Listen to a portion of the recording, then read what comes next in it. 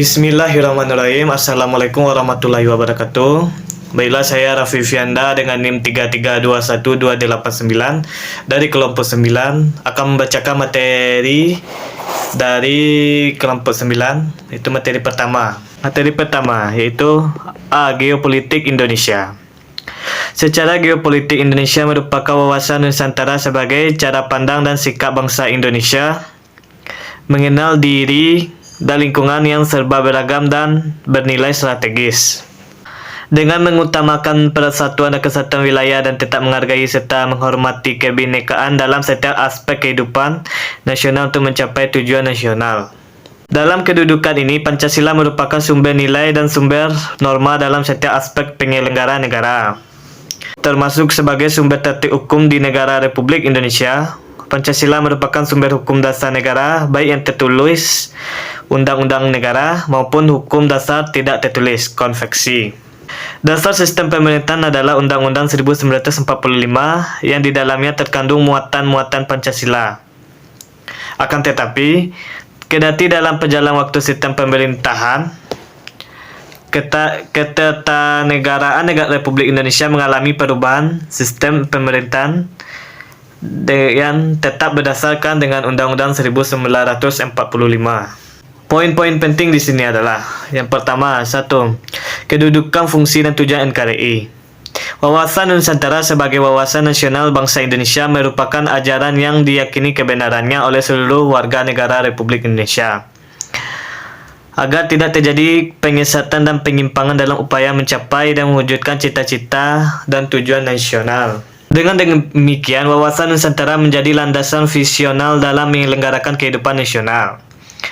Wawasan nasional Nusantara berfungsi sebagai pedoman motivasi, dorongan, serta rambu-rambu dalam menentukan segala kebijaksanaan, keputusan, tindakan, dan perbuatan bagi penyelenggara negara di tingkat pusat dan daerah, dan juga untuk seluruh rakyat Indonesia dalam kehidupan bermasyarakat, berbangsa, dan bernegara.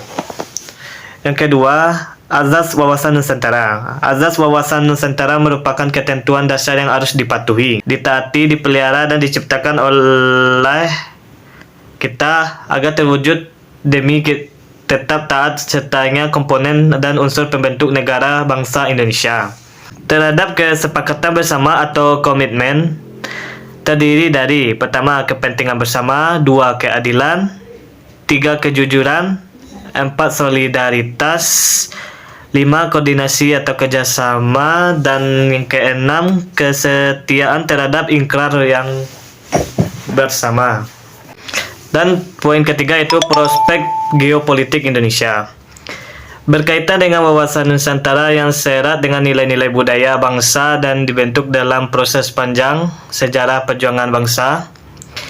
Apakah wawasan bangsa Indonesia tetap tentang persatuan dan kesatuan itu akan hanyut tanpa bekas atau akan tetap kokoh dan mampu bertahan dalam terapan nilai global yang menantang wawasan persatuan bangsa?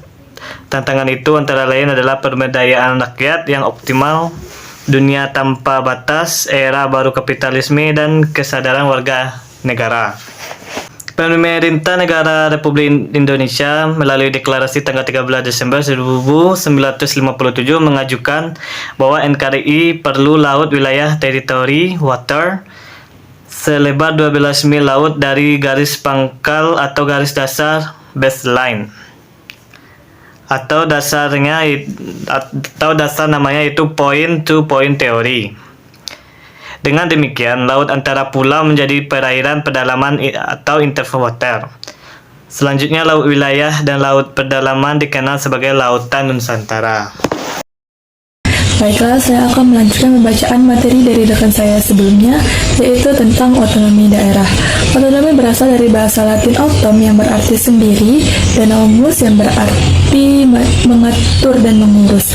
Jadi dapat kita simpulkan di sini bahwa pengertian otonomi daerah adalah hak dan kewajiban serta kewenangan pemerintah daerah untuk mengatur dan mengurus sendiri pemerintahan dan kepentingan masyarakat setempat secara pribadi. Otonomi berkaitan dengan sistem sentralisasi dan desentralisasi. Sistem sentralisasi memusatkan seluruh keputusan yang bersangkutan dengan aspek kehidupan yang dikelola oleh pemerintah pusat. Menurut Abdul Wahab 1994, tingkatan desentralisasi dibagi menjadi 3 tingkatan, yaitu yang pertama ada dekonsentralisasi, yang kedua ada delegasi, yang ketiga ada devolusi. Prinsip otonomi daerah yang pertama yaitu pemberian kekuasaan kepada daerah untuk mengatur dan mengurus sendiri urusan rumah tangganya secara mandiri. Yang kedua, daerah diberikan kewenangan untuk mengatur dan mengurus sendiri urusan pemerintahan di luar urusan pemerintah pusat. Yang ketiga, dalam menetapkan otonomi yang seluas-luasnya didasarkan pada prinsip otonomi yang nyata, bertanggung jawab, dinamis, dan serasi.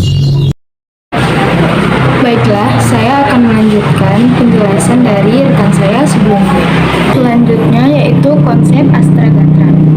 Unsur-unsur kekuatan nasional di Indonesia diistilahkan dengan Gatra dalam ketahanan nasional di Indonesia.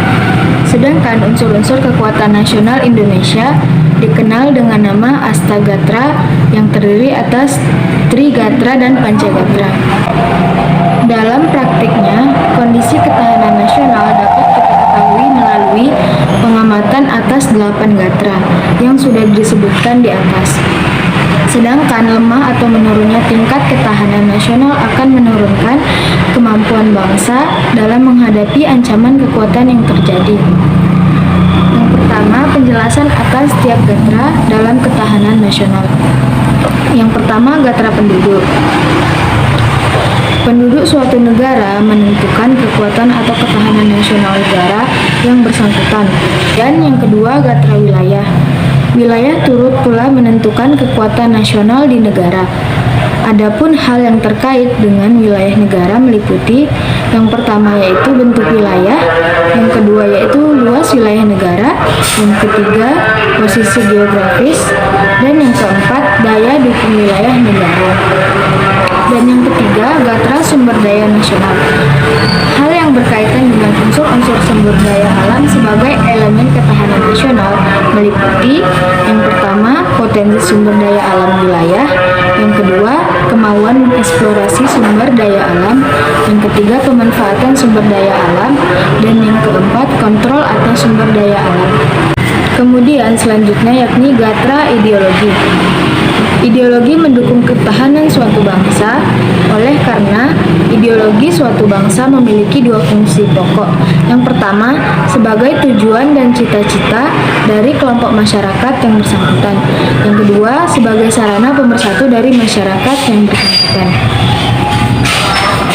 Kemudian gatra di bidang politik. Politik penyelenggaraan bernegara saat memengaruhi kekuatan nasional suatu negara. Penyelenggaraan bernegara dapat ditinjau dari beberapa aspek seperti yang pertama, sistem politik yang dipakai, yaitu apakah sistem demokrasi atau non-demokrasi. Yang kedua, sistem pemerintahan yang dijalankan apakah sistem presidensil atau parlementer. Yang ketiga, bentuk pemerintahan yang dipilih apakah republik atau kerajaan. Dan yang keempat, susunan negara yang dibentuk apakah sebagai negara kesatuan atau negara serikat. Kemudian ada gatra di bidang ekonomi. Ekonomi dijalankan oleh suatu negara merupakan kekuatan nasional yang bersangkutan terlebih di era global sekarang ini. Bidang ekonomi berperan langsung dalam upaya pemberian dan distribusi kebutuhan warga negara. Kemudian gatra di bidang sosial budaya. Hal-hal yang dialami sebuah bangsa yang homogen tentu saja tidak akan berbeda dengan yang dihadapi bangsa yang heterogen dari segi sosial budaya dan masyarakat. Kemudian gatra di bidang pertahanan keamanan. Pertahanan keamanan suatu negara merupakan unsur pokok terutama dalam menghadapi ancaman militer negara lain. Oleh karena itu, unsur utama pertahanan keamanan berada di tangan tentara militer. Pertahanan keamanan negara juga merupakan salah satu fungsi pemerintahan negara. D. Perkembangan konsep geostrategi Indonesia. Geostrategi berasal dari 2 kata, yang pertama geo dan yang kedua strategi. Geo berarti bumi dan strategi adalah usaha dengan menggunakan segala kemampuan atau sumber daya baik SDM maupun SDA untuk melaksanakan kebijakan yang telah ditetapkan. Dalam suatu negara, geostrategi diartikan sebagai aturan atau metode untuk mewujudkan cita-cita dan tujuan melalui proses pembangunan yang memberikan arahan tentang bagaimana membuat strategi pembangunan dan keputusan yang terukur dan terimajinasi guna mewujudkan masa depan yang baik, bermartabat, serta aman. Konsep geostrategi Indonesia didasarkan pada metode atau cara untuk mengembangkan potensi kekuatan nasional yang ditujukan untuk pengamanan menjaga keutuhan kedaulatan NKRI yang dirumuskan dengan ketahanan nasional Republik Indonesia. Perkembangan geostrategi di Indonesia mengalami beberapa tahap. Tahap pertama, geostrategi Indonesia digagas oleh Sekolah Staf dan Komando Angkatan Darat atau Seskuad di Bandung tahun 1962. Tahap kedua, pada tahun 1965, Lembaga Ketahanan Nasional mengembangkan konsep geostrategi Indonesia yang lebih maju. Pada tahap ketiga, tahun 1972, Lembaga Ketahanan Nasional terus melakukan pengkajian tentang geostrategi Indonesia yang lebih sesuai dengan Konstitusi Indonesia. Pada tahap 4, tahun 1974, geostrategi Indonesia ditegaskan dalam bentuk rumusan ketahanan nasional sebagai kondisi, metode, dan doktrin dalam pembangunan nasional. Geostrategi di Indonesia memiliki dua tujuan. Yang pertama, untuk menyusun dan mengembangkan potensi kekuatan nasional baik yang berbasis pada beberapa aspek. Yang kedua, untuk menunjang tugas pokok pemerintahan Indonesia.